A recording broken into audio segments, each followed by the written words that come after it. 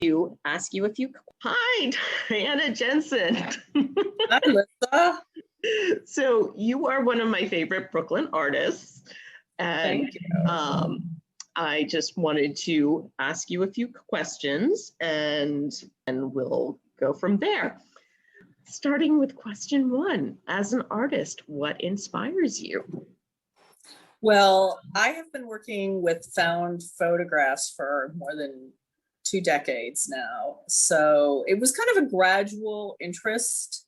I collect abandoned photo albums and found photographs that have been thrown away. And I was always really interested in vernacular photographs. When I was a kid, I remember looking at my parents' yearbooks for hours because I was just fascinated by who all these people were and what the mystery was behind their identities. And it was very interesting to me. Photographs have always been very interesting to me.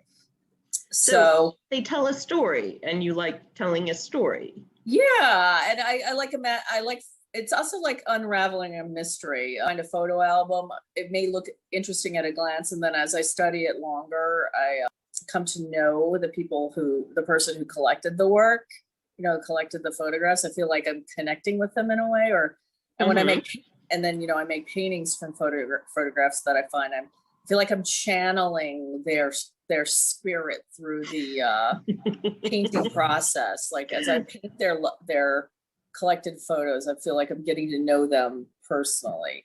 So it interests me, like this project through painting. And what are your favorite medium and tools, and why? Like, what do you use? Canvas? Do you I've always used oil paint. That's my medium of choice. I just love the way it feels, just the texture and the viscosity. It's just become like, my thing, oil painting. But last several years, I started painting on using Mylar. And so now I'm painting on Mylar, and I have painted on plexiglass. I'm really enjoying painting on transparent surfaces. And I actually, in my current series, I'm painting on the front and the back of the painting. So it's called reverse painting when you paint on the back. So I've been using reverse painting and direct painting on transparent sheets of Mylar. So it kind of gives an illusion of depth of field a little bit. I really like the effect, and I like the way oil painting on Mylar feels. It's very slippery. It has a really interesting surface. So that's what I'm excited about now. This month's snapshot, as it is March, and that is Women's History Month, I wanted to ask you, do you think that your gender has played a role in your art, and if so, how? I'm not sure. I definitely have done artwork that's more, in the 90s, I did work that was more feminist oriented, I believe. Interests have deviated to working with vernacular photography. It has definitely at times in my life. And I definitely feel, even though the subject matter of my work isn't necessarily feminist, I feel like I'm a feminist artist. And, I don't, does that make sense? Yes, I'm a feminist working as an artist. Although the content of my work right now doesn't really involve overt feminism, but yeah. So many artists have many other careers or jobs that, to keep body and soul together. And I do believe that you have had some interesting jobs to keep body and soul together while you continue to do your artwork. Definitely. Check in with you and see what were some of your favorite ones. I had a really great job when I put myself through art school bartending, and then when I moved to New York, I also bartended for a few years, and I was actually a union bartender in a hotel at Local 6. So I'm going to get a union pension out of it. Wow. I know, it's shocking. I'm not going to get much. I only did it for a few years, but so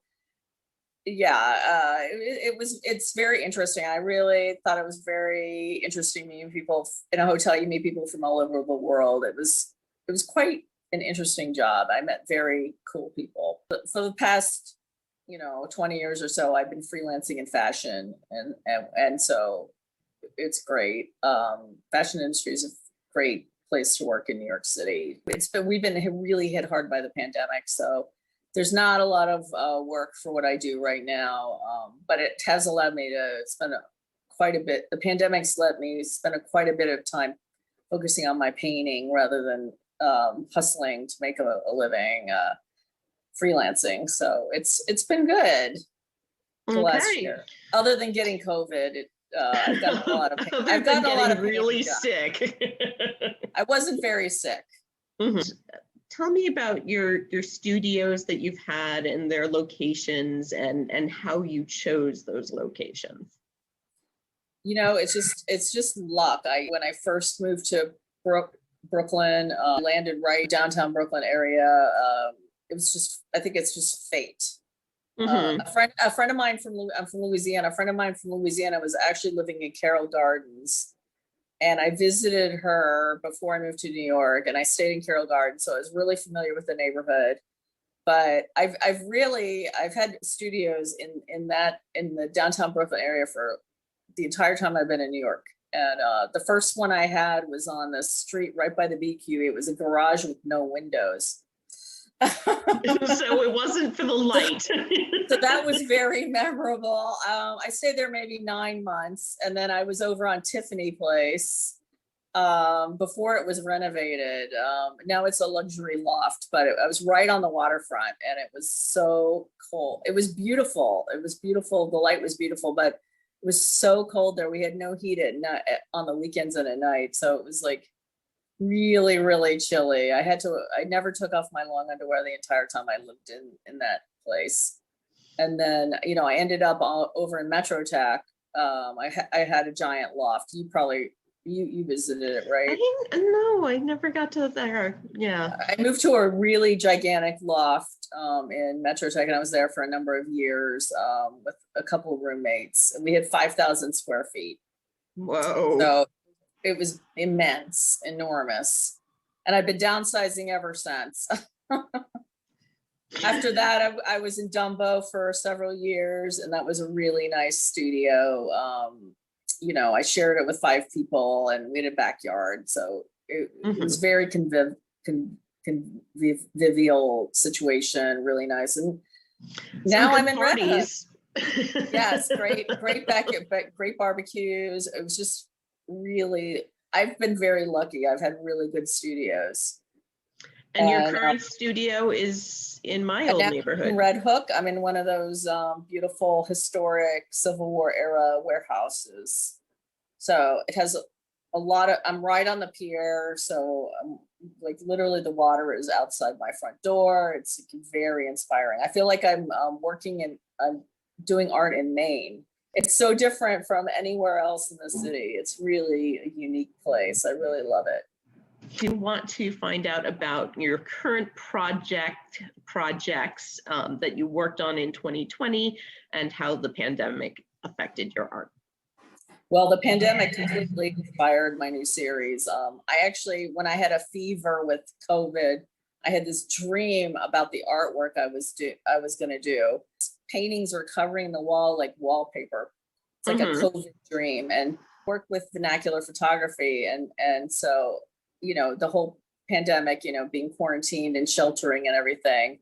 I never thought, a friend of mine gave me 27 slide carousels of vintage travel slides that she found in a Asbury Park thrift store. And I've had these for a few years. And I never thought I would use them because I'm like, travel slides, it's kind of boring. It's very conventional.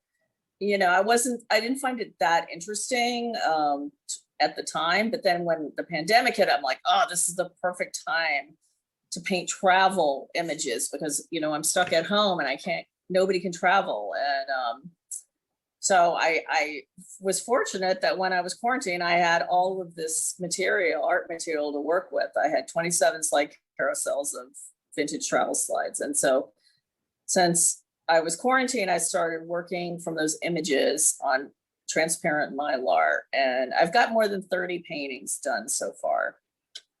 But like my dream, my idea is to cover all the walls of my art studio surround sound, you know, like it's completely surrounded by travel images from floor to ceiling, all the walls. And so that's my goal with this project.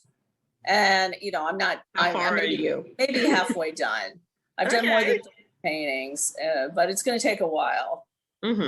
So my series is called World Traveler Shelter at Home. So that's my painting series. Do share screen, share. Oh, there we go. So you got that. Yeah, so that's one of the walls in my art studio, the image to the left. And as you can see, it's growing. I've got several paintings on the wall, and I'm you know, I keep adding more and more paintings. And you can tell that it's painted on a transparent Mylar. So I kind of want the effect to be like postcards on a refrigerator, a kind of a organic collection of images, not structured, more